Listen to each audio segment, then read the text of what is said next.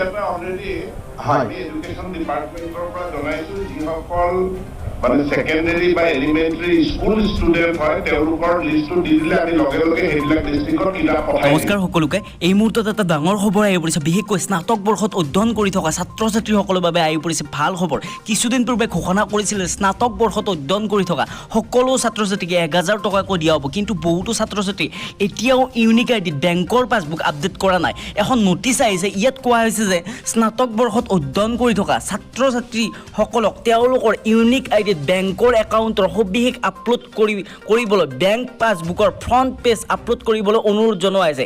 1000 টকাৰ বাবে text book অনুদান লাভ কৰিবলৈ এই অনুৰোধ জনোৱা হৈছে। ইয়াৰ অন্তিম তাৰিখ হৈছে 7 জুলাই তাৰিখ। তো তোমালোকে ইয়াত এইটো আপলোড কৰি ল'বা ইউনিক আইডিত। তোমালোকে ইয়াৰ কাৰণে বহুতো ধৰণৰ ভিডিঅ' পাবা, তোমালোকে কেনেকৈ আপডেট কৰিব লাগে তোমালোকে চাই ল'বা ইউটিউবত। ইফালে মুখ্যমন্ত্ৰী ডাঙৰীয়াই আজি ঘোষণা কৰিছে যে বান শিবিৰত থকা প্ৰতিগৰাকী শিক্ষাৰ্থীলৈ 1000 টকাকৈ দিয়া হ'ব। তো পোনে পোনে আমি দেখুৱাবলৈ লৈছোঁ মুখ্যমন্ত্ৰী ডাঙৰীয়াই এই সন্দৰ্ভত কি কৈছে। ষ্টুডেণ্টে বহুতখিনি কিতাপ পত্ৰ লছ হোৱা বুলি এটা আমালৈকে মই কেম্পবিলাকত যাওঁতে আহিছে।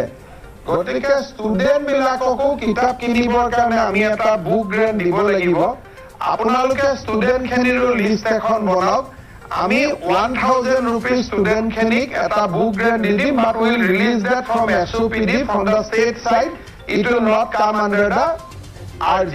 যে যিখিনি ষ্টুডেণ্ট কেম্পত আছে বা কেম্প লাইক চিটুৱেশ্যনত আছে তেওঁলোকৰ লিষ্ট আৰু একাউণ্ট নম্বৰ এটা আমাক দি দিলে আমি প্ৰত্যেক ষ্টুডেণ্টক 1000 টকা কৰি দিব পাৰিম যাতে কিতাপ পত্ৰ কিনি লয়। And will do it from SOPD। So all the students who are in camp or in camp like situation, ঘৰত থকা খিনিক নহয়, only camp and camp like situation,